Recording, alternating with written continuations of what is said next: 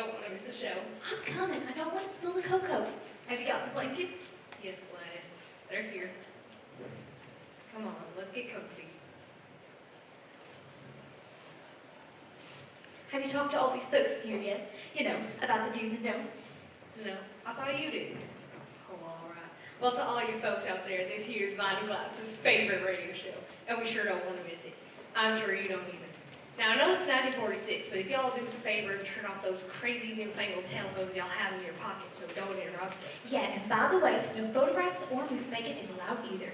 If you get antsy, there'll be a 10-minute intermission between the acts. Oh, I do love the music interludes they have during those breaks. Boy, when that Jack Jones sings, it makes me all warm and tingly inside. Me too. Is it just me or getting hot in here? Oh yeah, if you need to use the down, it's to the right and down the hall. Shh, stop rattling on. It's starting. 5 minutes, everybody. We have 5 minutes to air. This is your 5-minute call. Mr. Fillmore, Mr. Lawrence, Mr. Haywood, Miss Applewhite, Miss Sherwood. This is your 5-minute calls. If our studio audience would kindly take their seats. Good evening, ladies and gentlemen, and welcome to a live broadcast from the WBFR in Manhattan, New York. We have just a couple minutes before we're live on air, which gives me enough time to introduce our narrators for tonight's show. You know this little lady as Sadie Davenport on the popular soap opera The Moon in the Gutter, and soon to be seen on Broadway in Lament for a Virgin. Please join me in giving a warm welcome to your favorite, and mine, Miss Sally Applewhite.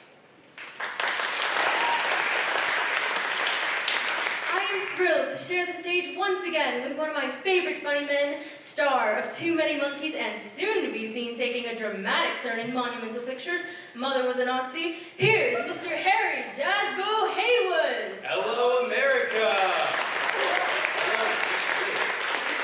Alright, you know her from the Broadway smash, Over the Teacups, and heard her every week as Uli on the old popular mystery program, Homicide Hussy. I give you, be so kind to give her back, the incomparable Miss Lena Shearwood. And finally, a man who needs no introduction, starring each and every week as Detective Dickie Dickerson on Crime Does Not Pay, and host of the WBFR's popular kiddie program, the Mr. Peanut and Petunia Pig Hour. Here's the always dashing Mr. Jake Lawrence. Thank you, ladies and gentlemen. I'm getting a signal from our stage manager that we will be live on the air in less than 10 seconds. Please remember that this evening's play is being broadcast live from coast to coast, and our audience at home is relying on you heavily to aid in their listening pleasure. So, feel free to laugh, cry, and applaud mightily as you enjoy this evening's performance. In 5, 4,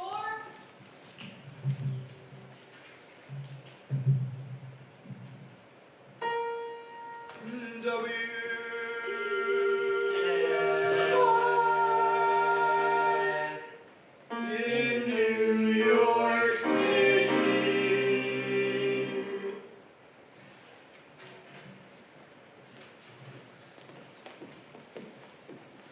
Good evening, ladies and gentlemen, boys, girls, young and old, old and new. Greetings from the WBFR Studio A in Manhattan, New York City, right here in the US of A. I'm your host, Freddie Fillmore, and it is my pleasure to bring you your favorite stories this and every week on the WBFR Playhouse of the Air.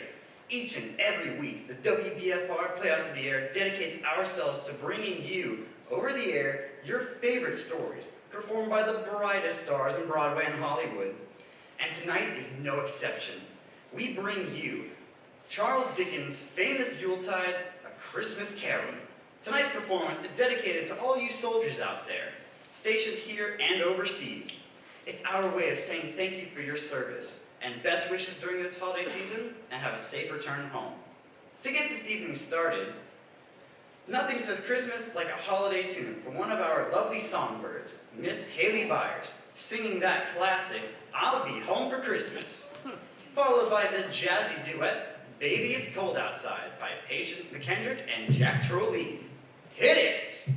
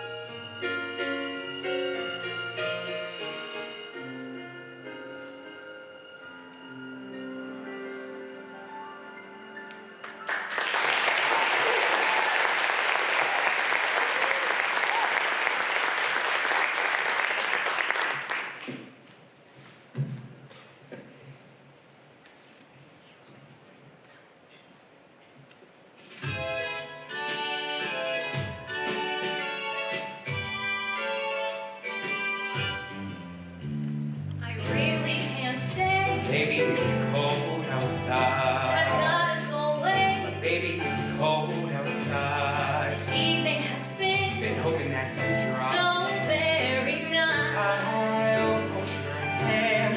You're just like My mother will start to worry. What's your My father will be pacing the floor. Listen to that fireplace. So really I'd better scurry.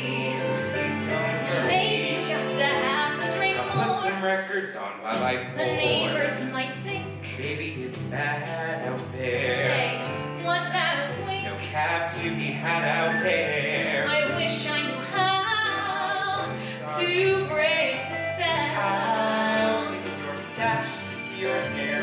My heart say no, no, no. Mind if I move in At least I'm closer? gonna say that I tried. What's the sense of hurting my I pride? really can't stay. It's cold out, Baby, it's cold outside.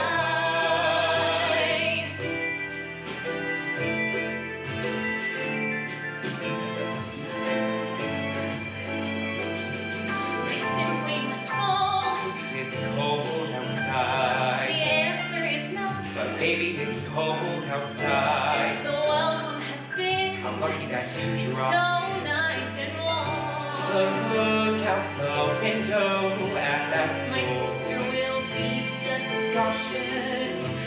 My brother will be there at the Waves on door. a tropical shore. Maiden aunt's mind is vicious. Are Maybe delicious. just a cigarette Never more. such a blizzard before. I gotta get home. Baby, you'll freeze out there. Say, lend me your coat. Something leaves out there. You've really been grand, When I touch but your don't hand. you see? How can you do this thing to There's me? bound to be talk Think tomorrow. my lifelong At least there will sorrow. be plenty to If you got buy. pneumonia in I time, really can't get stay. over that old doubt. Baby, it's cold. Baby, it's cold outside.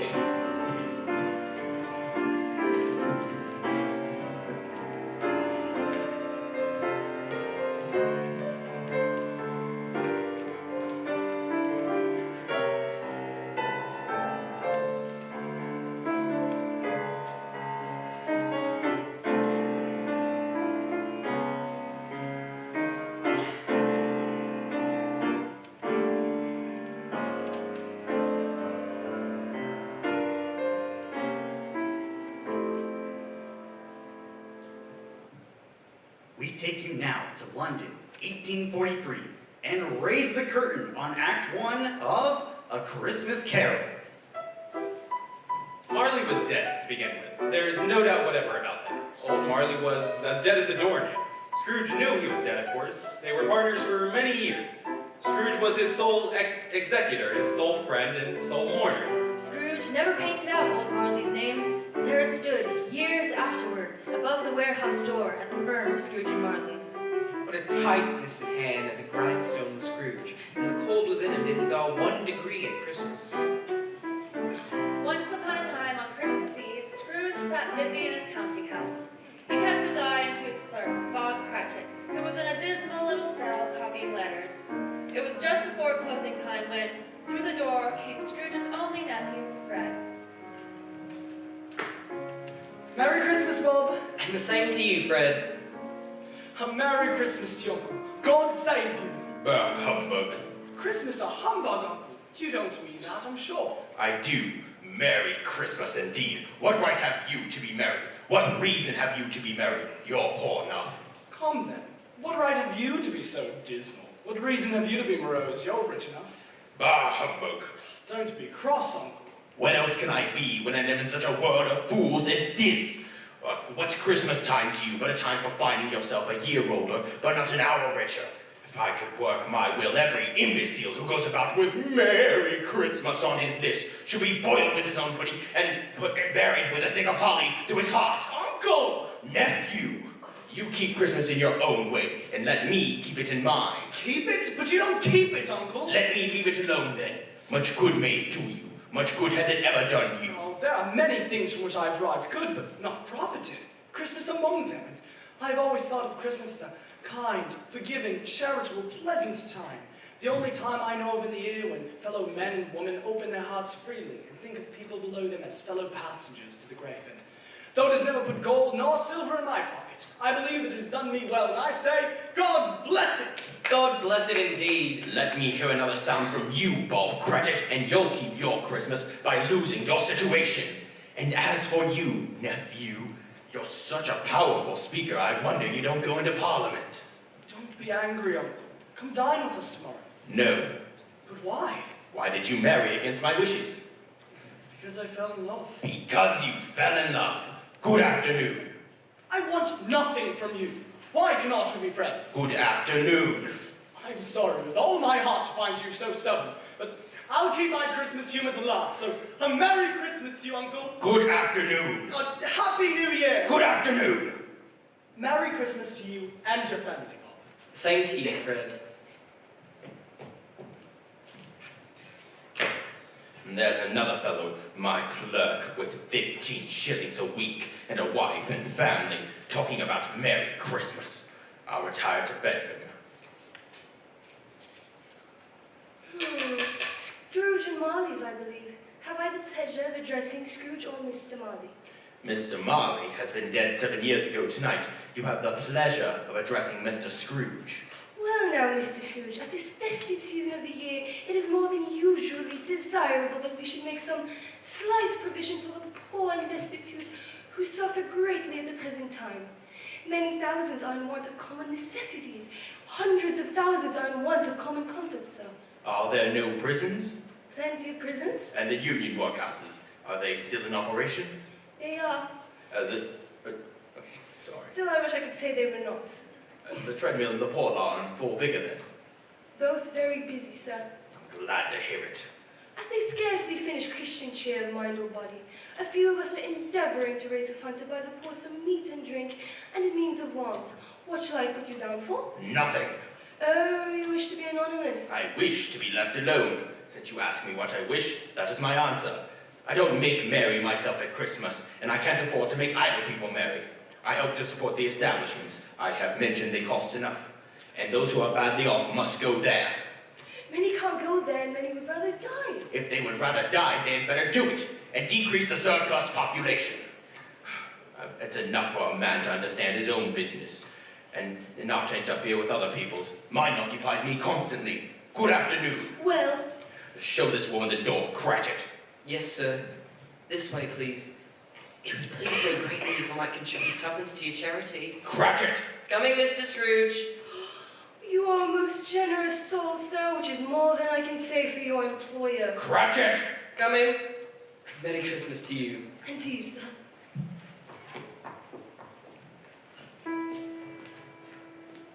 Lord rest thee, merry gentlemen, let nothing you dismay. What in heavens now? Let me see about it. Remember Christ our Savior was born Oh, on humbug! Christmas Day Off with you, boy! Go and haunt someone to save else! us all from Satan's power when we were gone astray. Mr. Scrooge, sir? What is it, Cratchit? It's near closing time, sir, and I wanted to ask... You wanted to ask about taking off all day tomorrow, I suppose. If quite convenient, sir. It's not convenient, and it's not fair. It is only once a year. A poor excuse for picking a man's pocket every 25th of December. But I suppose you must have the whole day. Be here all the earlier the next morning. I will, sir. You can count on me. Good day. And to you, sir, a Merry Christmas. Humbug!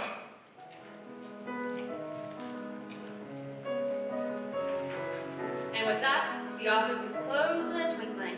Bob Cratchit went down a slide on Cornhill 20 times in honor of it being Christmas Eve, and then ran home to Camden Town as hard as he could pelt to play with his family at Blindman's Bluff. Scrooge took his melancholy dinner in the usual melancholy tavern, and having read all the newspapers and beguiled the rest of the evening with his banking book, he went home to bed. Scrooge Scrooge's chambers had once belonged to his deceased partner, Jacob Marley. They were a gloomy suite of rooms where nobody lived but Scrooge.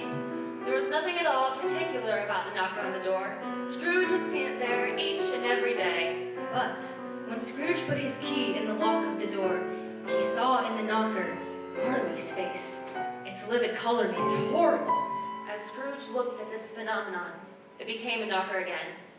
Startled, he walked in and closed the door with a bang. He sat before the fire to take his gruel. Then came a clanking noise from deep down below, as if some person were dragging a heavy chain. Then the noise became louder, as if from the floor below. Then coming up the stairs, then straight towards the door. It's humbug still. I won't believe it. Then, without pause, through the door came the ghost of a man covered in long chains wound about him. A chain of cash boxes, keys, padlocks, ledgers, and heavy purses wrought in steel. Ebenezer Scrooge. How now? What do you want with me? What? Who are you? Ask me who I was. Who were you then? Your particular first shade. In life, I was your partner, Jacob Marley. Humbug. You don't believe in me? I do not. And why do you doubt your senses? Because a little thing affects them. A slight disorder of the stomach.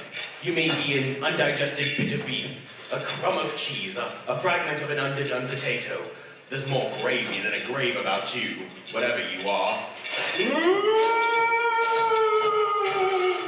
Mercy, dreadful apparition, why do you trouble me? Man of the worldly mind, do you believe in me or not? I do. I must. But why do spirits walk the earth? And why do they come to me? It is required of every man that the spirit within him should walk upright among his fellow men and travel far and wide, and if that spirit goes not forth in life, it is condemned to do so after death. And it is doomed to wander through the world and witness what it cannot share, what might have shared on earth and have turned to happiness. Why are you fettered with chains, Jacob? I were the chains I forged in life. I made it link by link and yard by yard. Would you know the width and length of the cord you bear yourself?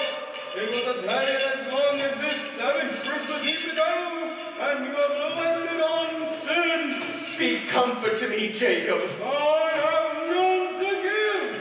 I cannot rest, I cannot stay, I cannot linger anywhere. In life, my spirit never roved beyond the narrow limits of our money-changing hole, and weary journeys lie before me. You must have been very slow about it. Jacob, 7 years dead and traveling all the time. You must have got over a great quantity of ground in 7 years. Oh, captive and bound and double-ironed, not to know that no space of regret can make amends for one's life opportunity misused. You were always a good man of business, Jacob. Mankind was my business. The common welfare was my business. Charity, mercy, forbearance, and benevolence were all my business. The dealings of my trade were but a drop of water in the comprehensive oceans of my business. At this time of the rolling year, I suffer most. Hear me, my time is nearly gone. I will, but don't be hard upon me. Don't be flowery, Jacob, pray. I am here tonight to warn you. You have yet a chance and hope of escaping my fate, Ebenezer. You were always a good friend to me. Thank you. You will be haunted by 3 spirits. Is that the chance and hope you mentioned, Jacob? It is. I think I'd rather not. Without their visits, you cannot hope to shun the path I tread. Expect the first when the bell tolls 1. Couldn't I take them all at once and have it over, Jacob? Look to see me no more, and look for that for your own sake. You remember what has passed between us. Jacob! Jacob! When he found himself face to face with a strange figure with the stature of a child and face with not a wrinkle, yet with hair white as if with great age. Ebenezer Scrooge. Are you the spirit whose coming was foretold to me? I am the ghost of Christmas past. Long past? No, your past. What business brings you here? Your welfare. I'm much obliged, but a night of unbroken rest would have been more conducive to that end. Your reclamation, then. Take heed. Rise and walk with me. Oh, no, not out of that window! I'm not a spirit, but immortal, and liable to fall! Bear but a touch of my hand upon your heart, and you shall be upheld in more than this. Come. Where are we, spirit? Where are you taking me?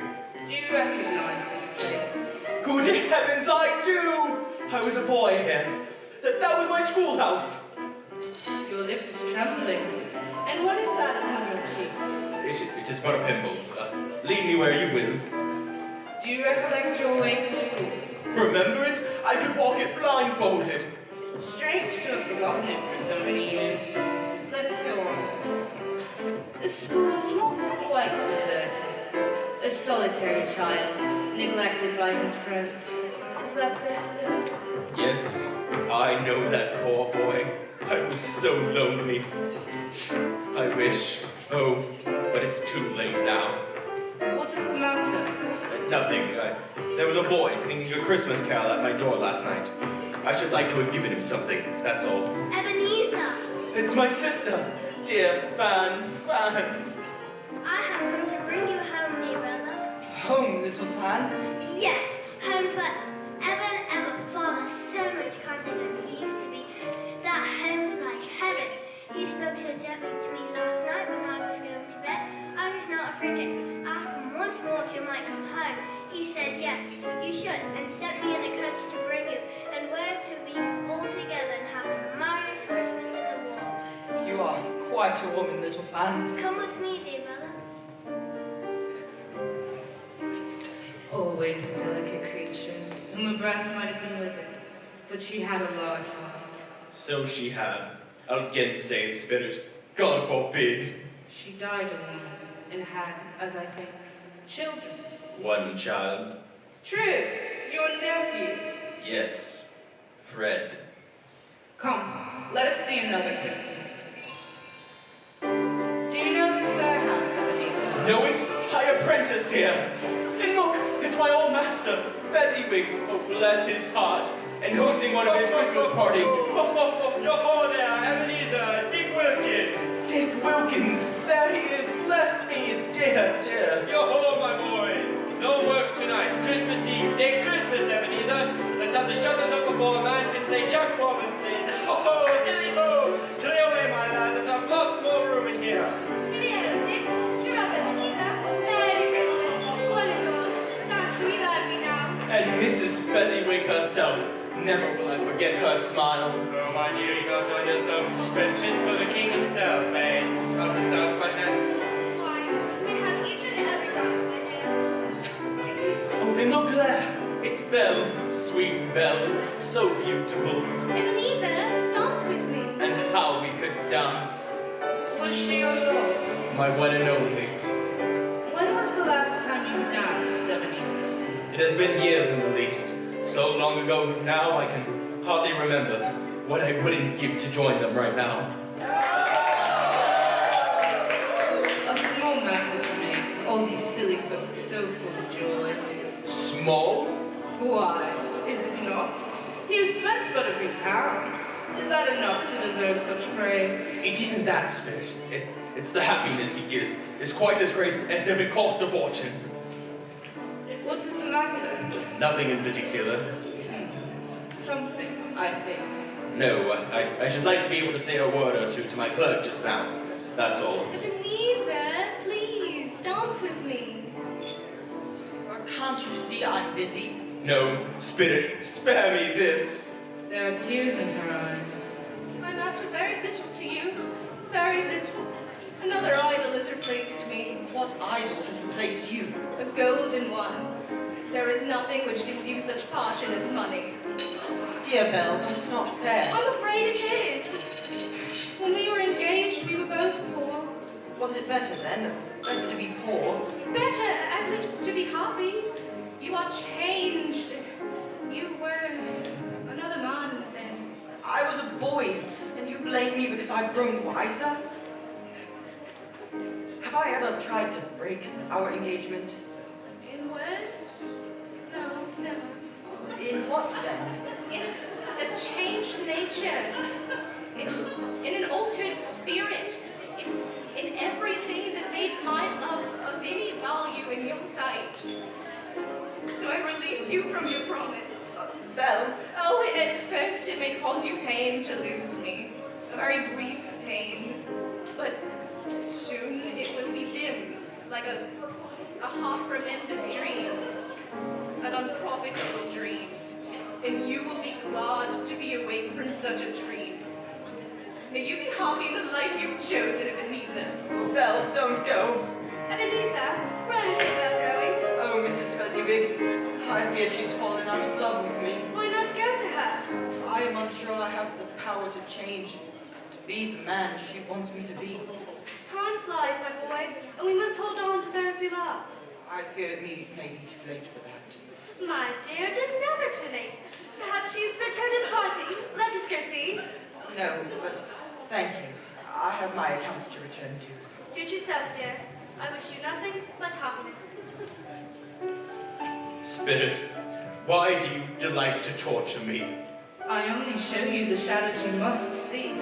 Tell me, Spirit, whatever became of my fair Belle? Years have passed. Belle has married. The man she has married is by her side now. That might have been me. She might have called me husband. Spirit, please, show me no more. Listen to them, Ebenezer. Belle, I saw an old friend of yours this afternoon. Who was it? Guess. How can't I? Just try. No, I don't know. Mr. Scrooge? Mr. Scrooge it was. I passed his office window. It wasn't shuttered, and there was a candle in it, so I could help these guys sing him. His partner lies upon the point of death, I hear. There he sat alone. Quite alone in the world, I do believe. Spirit, remove me from this place. I told you these were the shadows of things that have been, that they are what they are. Do not blame me. Remove me. I cannot bear it. Leave me. Take me back. I'll be no longer. The WBFR Playhouse of the Air production of Charles Dickens' A Christmas Carol will return after a word from our sponsor. For sensible and satisfying gifts, there's nothing more appropriate than fine food.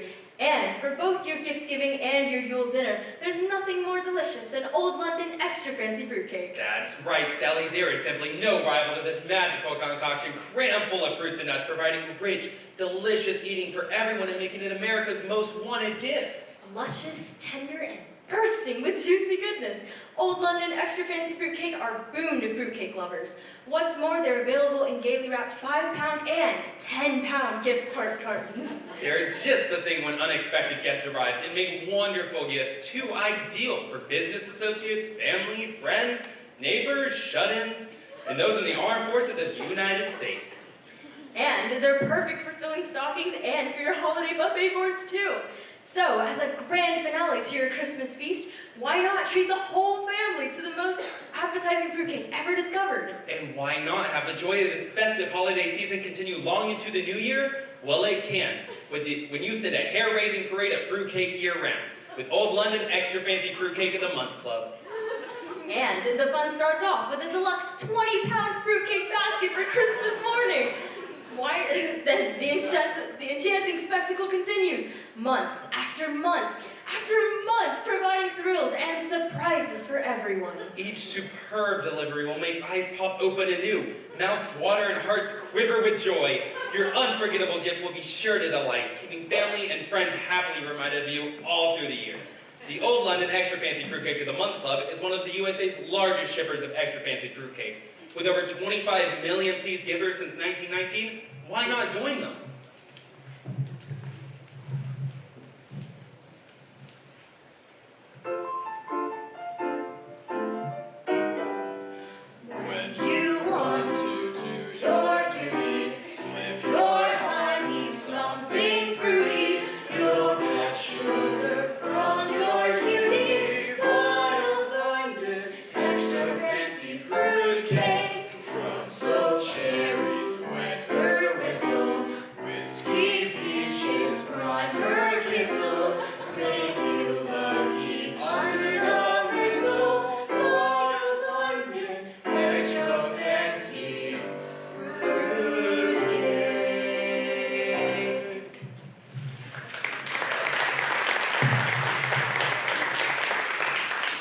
Make your Yuletide greetings sumptuous, eating with Old London extra fancy fruitcake. Order today for Christmas morning delivery.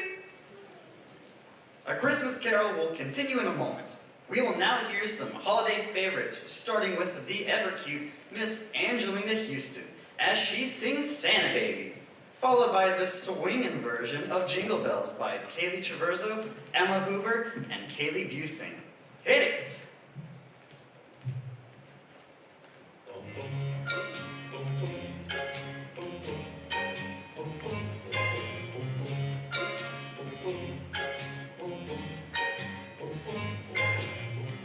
Santa baby, just slip the sable under the tree for me.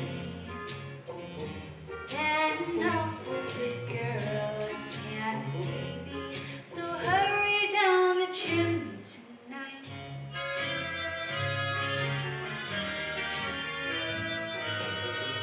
Santa baby, a 54 convertible to light blue.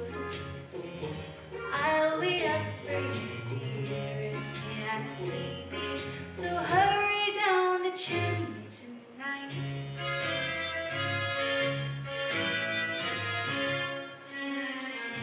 Think of all the fun I've missed. Think of all the fellas that I haven't kissed. Next year I could be just as good if you check off my Christmas list. Santa baby, I want a yacht, and really that's not a lot. Then an angel all year, Santa baby, and hurry down the chimney tonight.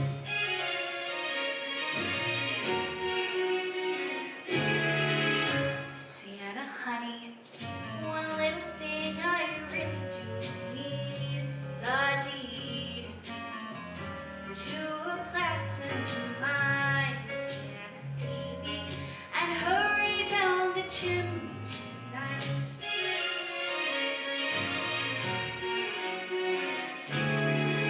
Santa cutie, and fill my stocking with duplex and checks. Sign your X on the line, Santa cutie, and hurry down the chimney tonight.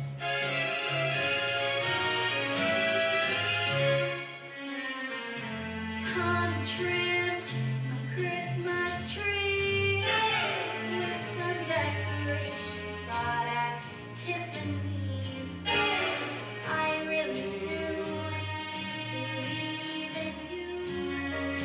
Let's see if you believe in me. Santa baby, forgot to mention one little thing. R.E. And I don't mean on the phone, Santa baby, and hurry down the chimney tonight. Hurry down the chimney tonight. Hurry tonight.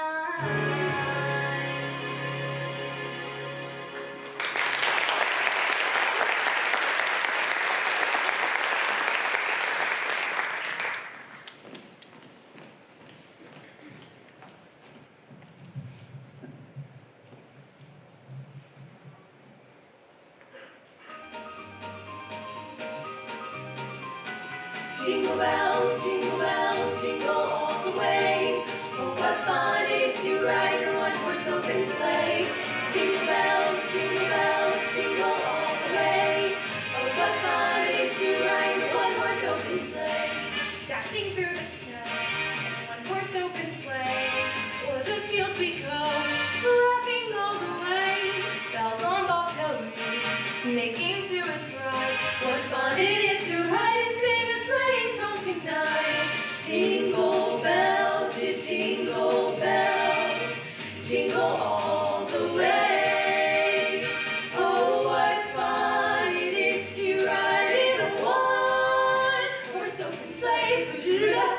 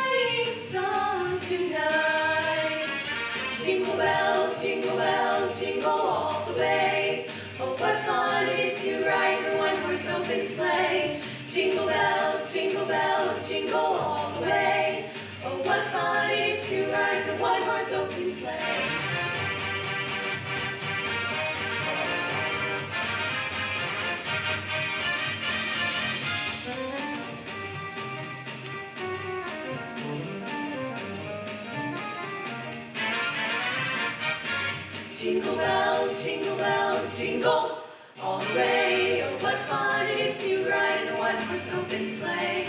Jingle bells, jingle all the way. Oh, what fun it is to ride in a one-horse open sleigh.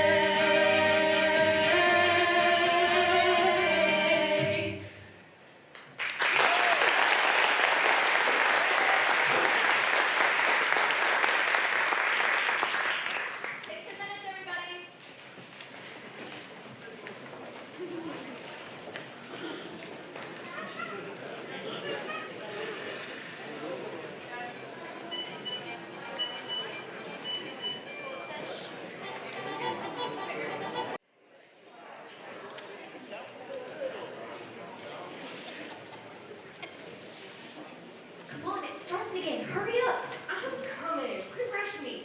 Well, I do love me some pretty singing during the holidays. Sometimes you talk so way much you can't hear yourself think, much less the pretty singing on the radio, especially at Christmas time. Hush. Welcome back, folks. Our holiday musical interlude will now continue with the sultry sounds of the lovely Miss Carly Clark with the favorite Waiting for the Man with the Bag, followed by the lovely Miss Amy Anderson with A Christmas Song.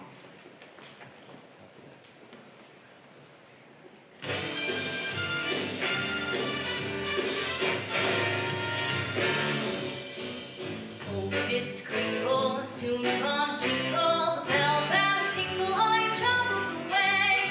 Everybody's waiting for the man in the bag. Christmas is here again.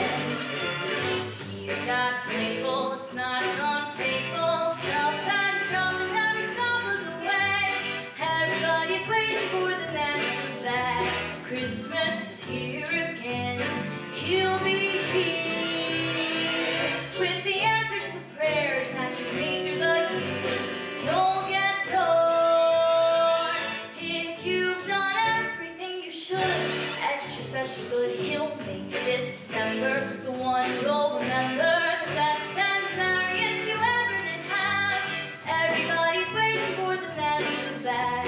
Christmas is here again.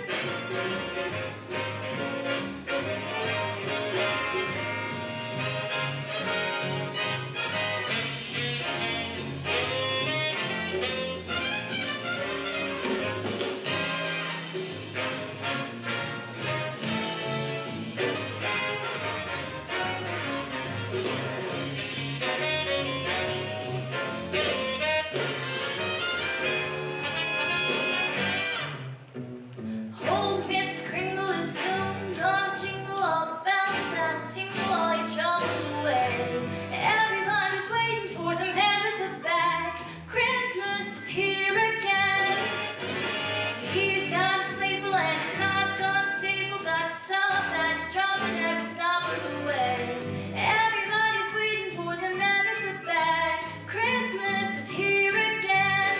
He'll be here with the answer to the prayers that you made through the year. You'll get yours if you've done everything you should. Extra special good, he'll make this December the one you'll remember, the best and the merriest you ever did have. Everybody's waiting, they're all congregated, waiting for the man with the bag.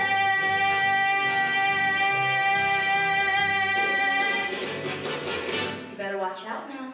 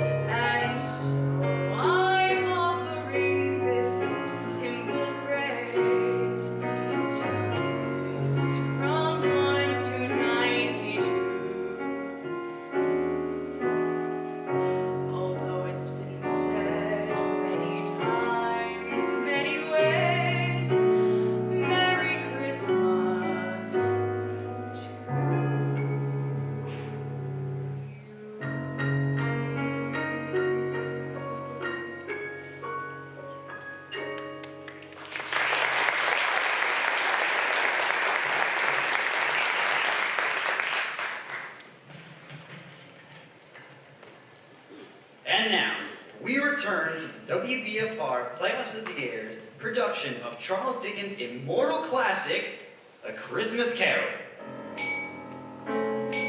When the clock struck 2, Scrooge woke in his own bed just in the nick of time to greet the second spirit Jacob Marley had promised. He wondered from where the spirit would appear, as he did not wish to be taken by surprise. Then he became aware of a great blaze of light from the adjoining room. He got up and shuffled to the door. It was his own sitting room, but it had undergone a surprising transformation. The walls and ceiling were hung with living green and gleaming berries. Heaped upon the floor to form a kind of throne were turkeys, geese, game, suckling pigs, long wreaths of sausages, pies, puddings, barrels of oysters, and bowls of punch. Upon this throne sat a jolly giant with a glowing torch in the shape of Plenty's horn, which he held up to shed its light on Scrooge as he came peeping round the door. Come in, Ebenezer! Come in, and know me better, man. Who are you? I am the ghost of Christmas present. Oh, look upon me, you've never seen the like of me before. Never. You're different from the other spirit. You're tall, almost a giant. And that great torch you carry. Its light falls into the home of the rich and poor alike. Spirit, take me where you will. Last time I went against my will, and I learned a lesson, which is working now. If you have anything to teach me, let me profit by it. Touch my robe and we are off. Where have you brought me, Spirit? To a humble dwelling on a humble street. It's humble enough. Yet, there is happiness there. Who are these people, Spirit? The woman and children. They are the family of your clerk, Bob Cratchit. His wife lays the table for their Christmas dinner, and they're assisting her as her son, Master Peter Cratchit. Oh, I see. I take it you have never before laid eyes upon them. I have not. Listen to what they say, Ebenezer. What has ever got your precious father, then? And your brother, Tiny Tim? Martha went as late last Christmas Day by half an hour. Here's Martha, Mother.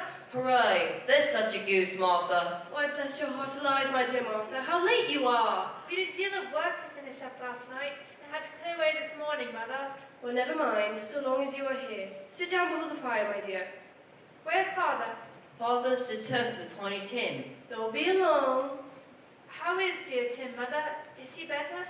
Some days I think he is, but others I am not all too sure. You mustn't think but the best, dear Mother. We do what we must to keep our spirits high. Oh, look, Father's home. Merry Christmas, everyone. Martha, dear, we are so glad to have you. Merry Christmas. And how did little Tim behave in church, Bob? As good as gold and better. I hope that people saw me there. Why do you say that, Tim? Because I'm crippled, and if they saw me at church, it might be pleasant for them to remember upon Christmas Day. He made lame beggars walk and blind men see. Bless you, my son. Is dinner ready yet? For dinner. All right, everyone to the table. I want mashed potatoes and this sweet apple And sauce. such a goose. I do believe there's ever been such a tender and flavorful goose cooked in all the days of the world. And oh, what wonderful pudding. Bob, will you say grace? Yes, of course, dear. Spirit, tell me if Tiny Tim will live. I see a vacant seat in the corner, and a crutch without an owner, carefully preserved. Oh no, kind spirit, say he will be spared. If these shadows remain unaltered by the future, the child will die. Amen. Amen. Merry Christmas to us all, my dears. God bless us. Merry Christmas, Father. Merry Christmas, Father. And now, dear family, a toast to Mr. Scrooge, the founder of the feast. The founder of the feast, indeed. I wish I had him here. I'd give him a piece of my mind to feast upon, and I sure wish he had a good appetite for it. My dear, the children, Christmas Day. It should be Christmas Day, I am sure, on one which one drinks to the health of such an odious, stingy, hard, unfeeling man as Mr. Scrooge. You know he is, Robert. Nobody knows it better than you do, poor fellow. My dear, Christmas Day. I'll drink to his health, for your sake and for the day's, but not for his.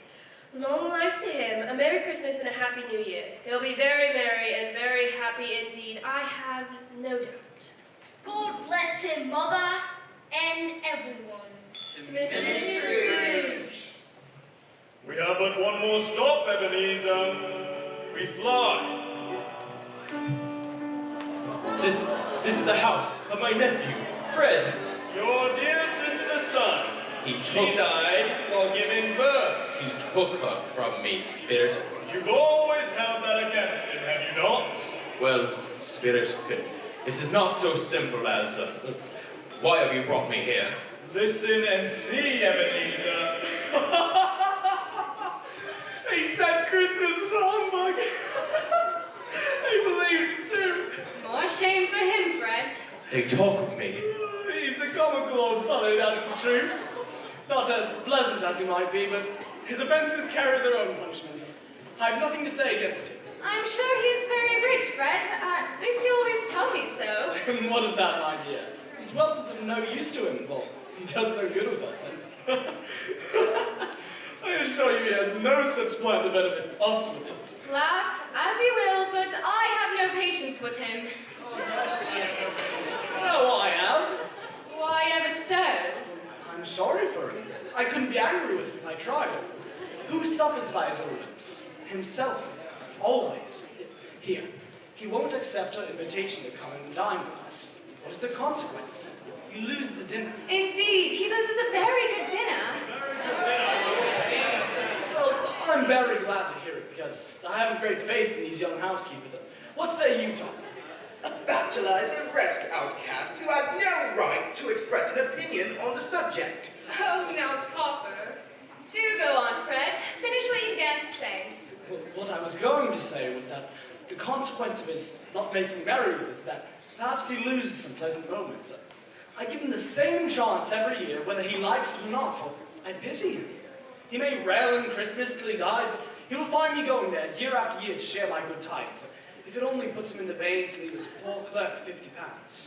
Now, Fred, I think we have had quite enough of the poor old devil. How about lighter mood?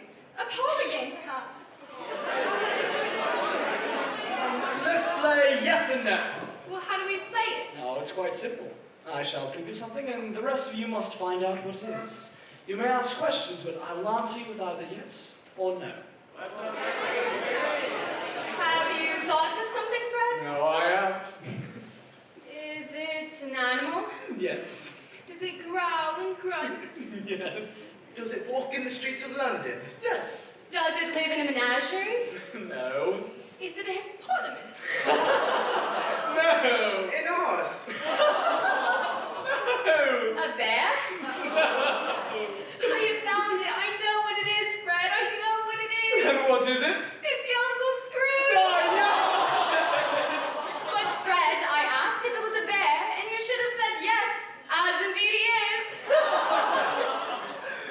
Oh, he has given us plenty of merriment, I'm sure, and it would be ungrateful not to drink to his health. Merry Christmas and a Happy New Year to the old man, whatever he is. He wouldn't take it from me, but may he have it nevertheless. Uncle Scrooge! Uncle Scrooge! Thank you, nephew. Ah, the hour has come. Oh no, not yet. There are still many more things I wish to learn. These you will learn from still another spirit, Ebenezer. The WBFR Playhouse of the Year's production of Charles Dickens' A Christmas Carol will return after a word from our sponsors. Welcome to Fifth's Department Store, ladies and gentlemen. Step right up to see the one and only Santa Claus himself. Hello there, little lady. Hi, Santa Claus. And what would you like for Christmas? I'd like a lady fanny happy tall baby doll, a doll with a soul. Why, she's dressed in fine organdy baby clothes, trimmed with lace and ribbon, with undies to match. And if that ain't enough, a sweet little head warmer for virtually unbreakable. And doesn't the little fanny happy talk baby doll, the doll with a soul, cry real tears too? I'll say she does, just like the tears of joy. They'll be streaming down the face of every little girl and boy who finds a lady fanny happy tall baby doll with their very own under the tree this Christmas. Well, why don't you be a good little girl and take your mommy and dad on over ride to Fitz's 4th floor in Toy Town, where they can find a wide selection of Flay-Fay Happy Tot Town, where they can find a wide selection of Flay-Fay Happy Tot Fay dolls, the doll with a soul on sale. And at only $4.95, you won't find a better price anywhere in town. Right this way, little fellow. It's your turn to tell Santa Claus what you'd like for Christmas. Say, Santa Claus, how's tricks? How's tricks? Swell, Spur. And what would you like to find on your family tree on Christmas morning? I'd like a large screen RCA Victor television set. Why, it's a miracle of modern entertainment. A front row seat at plays, movies, news, and sports events. This gift will be cherished long. Well, now a large screen RCA Victor television set may seem a rather extravagant gift for a little boy, but you can tell your mommy and daddy that it will set them back about $5 a week when they use Fifth's Easy Payment Plan. Say, even I can afford $5 a week with the money from my paper route and doing odd jobs for the neighbors. If a little boy can afford a mere $5 a week, who can't? That's right. Thanks, Santa Claus. I love Christmas. I love my mommy and daddy, but most of all, I love Fifth's Easy Payment Plan. See you on Christmas Eve. Right this way, little darling. Santa Claus is ready to see you now. Why, hello there, my dear. And what would you like for Christmas? Oh, Santa, I don't want very much. Just a good-looking flowered kite, quilted robe, good wide lap over, and a Monte Carlo game table, and a McDirt squirrel cape. Why, aren't you a fancy little lady? I'll say I am. Just wait till my school chums get a load of me drinking fine squirrel fur, always in exotic Africa, prize shopping lists, and quite a bit more at Fifth's department store. And they have the best prices in town. You take it from me. I ought to know.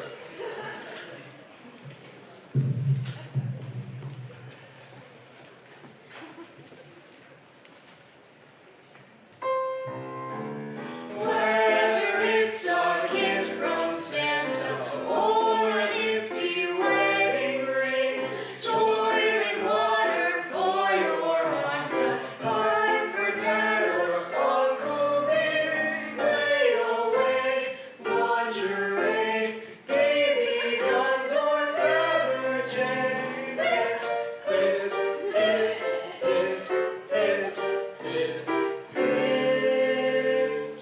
At 33rd and Park.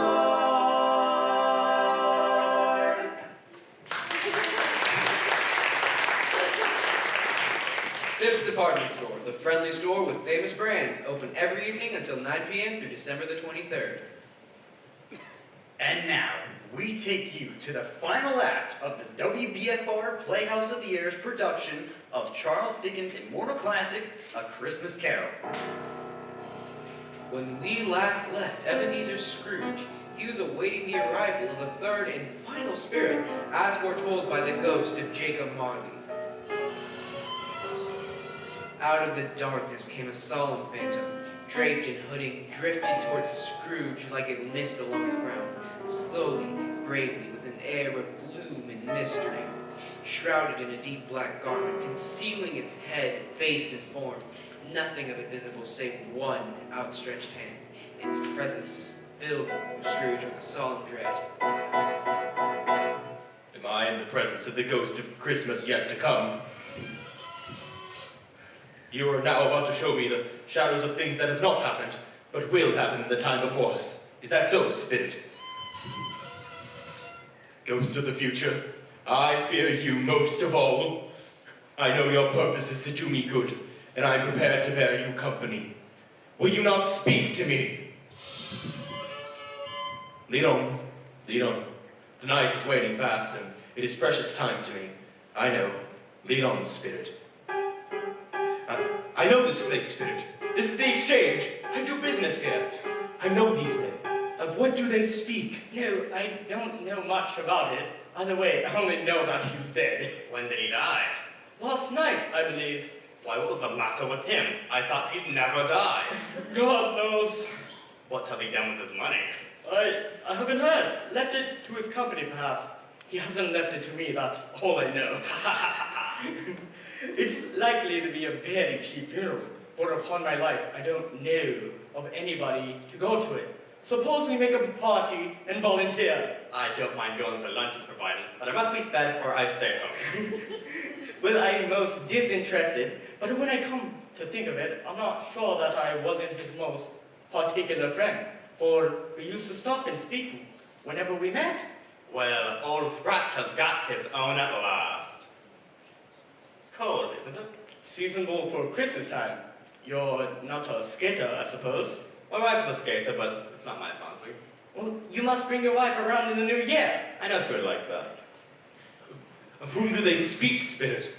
Can you not tell me? Why do you not speak, Spirit? Where are you going, Spirit? I shall follow. Lead on.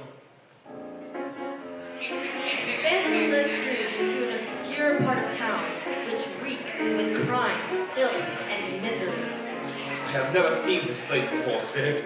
And what on earth is that wretched stench? Do you not smell that, Spirit? Have you a nose to smell? Far in this den of infamous resort was a low-browed shop where iron, old rags, bottles and bones were bought. Its floors scattered with rusty keys, nails, chains, and refuse iron. Secrets that few would like to scrutinize were hidden in mountains of fat, bones, and unseemly rags. Sitting among his wares was a shop proprietor, a rascal that went by the name of Old Joe. As Scrooge and the Phantom entered the shop, Old Joe was laughing and transacting business with him. A laundress. A charwoman. And an undertaker's man. Let the charwoman be first. Let the laundress be second. And let the undertaker's man be third. Look here, old Joe. Here's a chance. If we haven't all three met here without meaning it. You couldn't have met me in a bad place. You made three long ago, you know. The other two ain't strangers. Sure, there's no such old volunteer as mine. Every person has a right to take care of themselves. He always did. Who's the worst for the loss of a few things like these? Not a dead man, I suppose. I suppose. If he wanted to keep them after he was dead, oh wicked old Screw, why wasn't he natural in his lifetime? If he had been, he had somebody to look after him when he was struck with death. So lying, gasping he was lost, alone by himself. It's the truest word that was ever spoke. Open that bundle up, Joe. Let me know the value of it. Speak up, plain. I'm not afraid to be the first, nor afraid for them to see it. Let's see your plunder, man. It's not extensive, I must say. Seal or two, pencil case, pair of sleeve buttons. Not a lot of great value.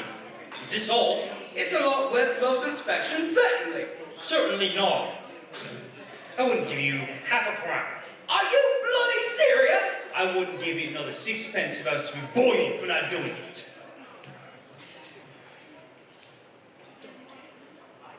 Feast your eyes on my booty, old Joe. Make with it. Sheets and towels, a little wearing apparel, 2 old-fashioned silver teaspoons, a pair of sugar tongs, and a few boots. I always give too much to the ladies. It's a weakness of mine. That's the way I rule myself. I'll give you 3 crowns. And now undo my bundle, Joe. What do you call this? Bed curtains? Ah, yes, bed curtains. You don't mean to say you took them down, rings and all, with them just lying there? Yes, I do. And why not? These blankets. Who else do you think? Isn't likely to take cold without them, I dare say. I hope he didn't die of catching anything, eh? Don't you be afraid of that. And you may look through that shirt till your eyes ache, but you won't find a hole in it. It's the best he had, and a fine one too. They'd have wasted putting it on him to be buried in. To be sure, if it had been for me, somebody was fool enough to do it. But I took it off again. Here's your money, the lot of you. That's the end of it, you see? He frightened everyone away when he was alive, to profit us when he was dead. Spirit, I see. The case of this unhappy man might be my own. My life tends that way now. Merciful heaven, what is this? Spirit, this is a fearful place. In leaving it, I shall not leave its lesson. Trust me, let us go. I understand you, and I would do it if I could, but I have not the power, Spirit. I have not the power. If there is any person in the town who feels emotion caused by this man's death, show that person to me, Spirit. I beseech you. Spirit. Why am I brought here again to the house of my clerk? I see now. It is not the same. Why is it so very quiet here? Mother, please. My son, my little son, Tiny Tim loved him so. Oh, Mother dear, you mustn't. It's almost time for Father to be home. Don't let him see you crying. Yes, Mother. He's late tonight. He walks slower than he used to, and yet I've known him to walk very fast indeed, Tiny Tim on his shoulder. So have I, Mother. But he was light to carry, and his father loved him so that it was no trouble at all. Father, Bob. Good evening, my dear. I'm sorry to be late. I hope you didn't worry. You're here, Bob. We're fine. I went to the churchyard today. I wish you could have gone with me. It would have done your heart good to see how sweet and green a place it is. But you'll see it often. I promised him. Yes, I promised Tiny Tim we'd walk there on a Sunday. Father dear. It's God's will, Bob. I'm trying to understand it, my dear. My son, my little son, Tiny Tim. I loved him so. Oh, that's cruel, cruel spirit. Can't you give me one ray of hope that I may change all that Tiny Tim may live? Spectre, something informs me that our parting moment is at hand. I know it, but I know not how. Spirit, help me. Who is this man that died? Is there no one to mourn the poor creature? No one to follow him to the grave? Perhaps they'll give him a green grave at least, like poor Tiny Tim. Perhaps. Spirit, where are we now? Merciful heaven, a churchyard overrun by grass and weeds, and these God-forsaken crumbling gravestones. Spirit, before I draw near to that stone to which you point, answer me one question. Are these the shadows of things that will be, or the shadows of things that may be? Will you not speak to me, Spirit? What is that grave to which you point? What name is upon it?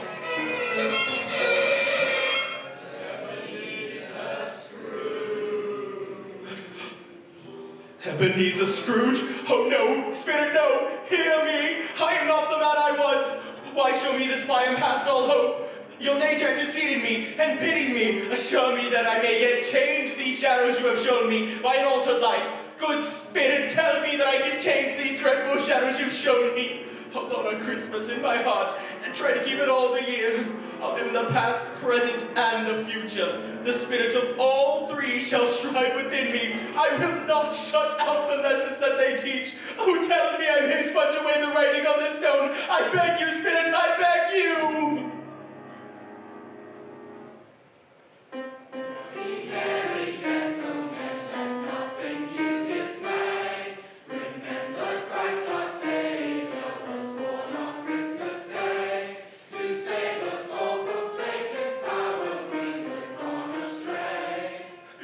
You, Spirit, I have learned. I beg you. What? Where? Can it be? Is this not my bedpost? Am I in my own bed? I am! My bed curtains are not torn down. Here they are, rings and all. Oh, I don't know what day of the month it is. I don't know how long I've been among the spirits. I don't know anything. I'm quite a baby. Oh, never mind. I don't care. I'd rather be a baby. Oh, heaven and Christmas be praised!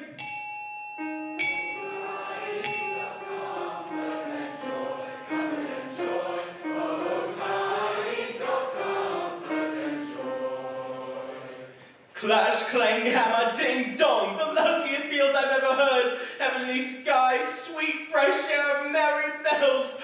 Oh, glorious, glorious! You there, boy, what's today? What, sir? What day is it today, my fine fellow? Today? Why, it's Christmas Day. It's Christmas Day! I haven't missed it. The spirits have done it all in one night. Oh, they can do anything they like. Of course they can. Hello, my fine fellow. Hello. Do you know the portress in the next street at the corner? I should hope I did. An intelligent boy, a remarkable boy. Do you know whether they've sold the prize turkey hanging up there? Not the little prize turkey. The big what a delightful boy. It's a pleasure to talk to him. Yes, my buck. It's hanging there now. Is it? Go and buy it, will you? And tell them to send it to Bob Cratchit and his family in Camden Town. And mind you, they're not to know who paid for it. Go along, hurry, my lad. And here's half a crown for your trouble. Yes, sir. Deed I will, sir. Straight away. Merry Christmas to you. Merry Christmas to you too, my lad. Oh, never have I felt this way. I am light as a feather. I am happy as an angel. I am merry as a schoolboy. I am giddy as a drunken man. A Merry Christmas to everybody. A Happy New Year to all the world. Hello there. Woo, hello. Merry Christmas! Merry Christmas to you. Merry Christmas to you both. You too, sir. Oh, my dear woman, how do you do? Didn't you call on my office just last evening in regard to that charity? Why, Mr. Scrooge, is that you? Yes, and that is my name, and I fear it may not be pleasant to you. I hope you succeeded yesterday. It was very kind of you. Allow me to ask your pardon, and will you have the goodness to accept the sum of I prefer to whispers. Lord bless me, my dear Mr. Scrooge, are you serious? If you please, and not a farthing less. A great many back payments are included in it, I assure you. Will you do me that favor? My dear sir, I don't know what to say to such magnificence. Don't say anything, please. Will you come and see me? I will indeed. Thank you. I am much obliged to you. I thank you 50 times. Bless you. Merry Christmas. May I help you, sir? Is your master at home, my dear? Yes, sir. Where is he, my love? He's in the dining room, sir, along with mistress. I'll show you upstairs if you please. Oh, thank you. He knows me. I'll go in here on my own, my dear. Now, just a moment, sir. It's my business to address those who come calling. Very well. You may tell Fred that his uncle is here to wish him a very Merry Christmas. Why, bless my soul, who's that? It's I, your Uncle Scrooge. I have come to wish you a very Merry Christmas. Why, Uncle, and a very Merry Christmas to you as well. Thank you, nephew. I would very much like to accept your kind invitation to join you for dinner. I'm delighted. You're always welcome here, Uncle. Thank you, dear Fred. I must make one other stop, and we'll return to join you shortly. We look forward to it. As do I, nephew. As do I.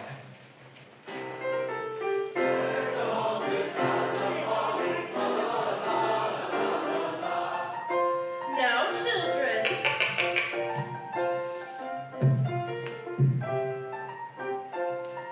Someone's at the door, Mother. Whoever could that be? I'll answer it. Is this the Cratchit home? Yes, it is. Why, whatever have you got there? It's a delivery. Look, it's a turkey. Who would send such a gift? I'm not to say, but it's all paid for, and it's for you. Merry Christmas. Merry Christmas. Oh my God, I've never seen such a turkey. Why, it's bigger than me. The Cratchit family prepared their Christmas feast, and a centerpiece was the prize turkey sent to them by an unknown party. As they were just about to say the blessing and partake in the meal, Tiny Tim noticed someone standing outside the window. Look. Who is it? Let me see. Well, well, Bob Cratchit. What do you mean by taking today off? I'm very sorry, Mr. Scrooge. It's only once a year. Now, I'll tell you what, my friend. I am not going to stand for this sort of thing any longer. And therefore, I am about to raise your salary. Mr. Scrooge, are you quite yourself, sir? No, thank heaven I am not quite myself. Merry Christmas, Bob. Oh, and I intend to help you and your family for a many Christmas to come. Thank you, Mr. Scrooge.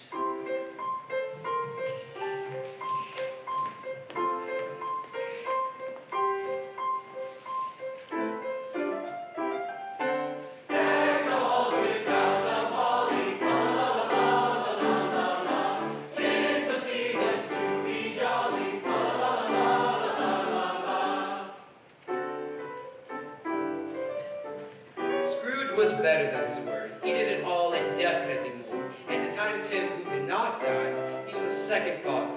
He became as good a friend, as good a master, and as good a man as a good old city knew, or any other good old city or town in the good old world. And it was always said of him that he knew how to keep Christmas well, if any man alive possessed the knowledge. May that be truly said of all of us. So, So, as Tiny Tim observed, God bless us, everyone.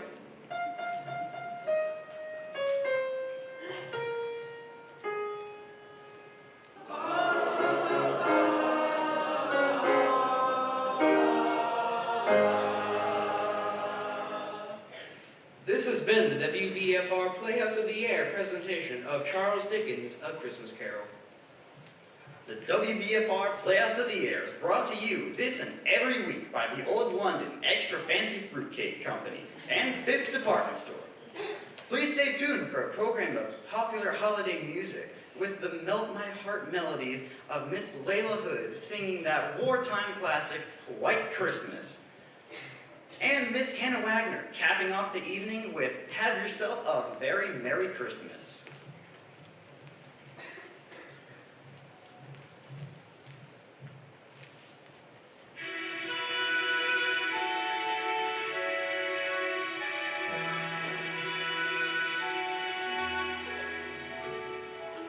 I'm dreaming of a white Christmas, just like the one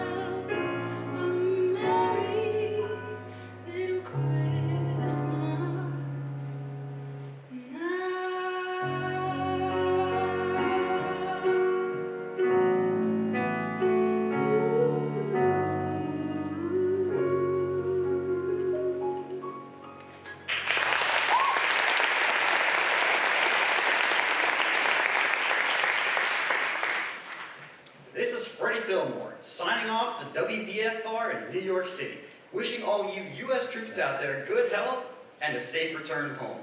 And to you, our audience, a very Merry Christmas and good night.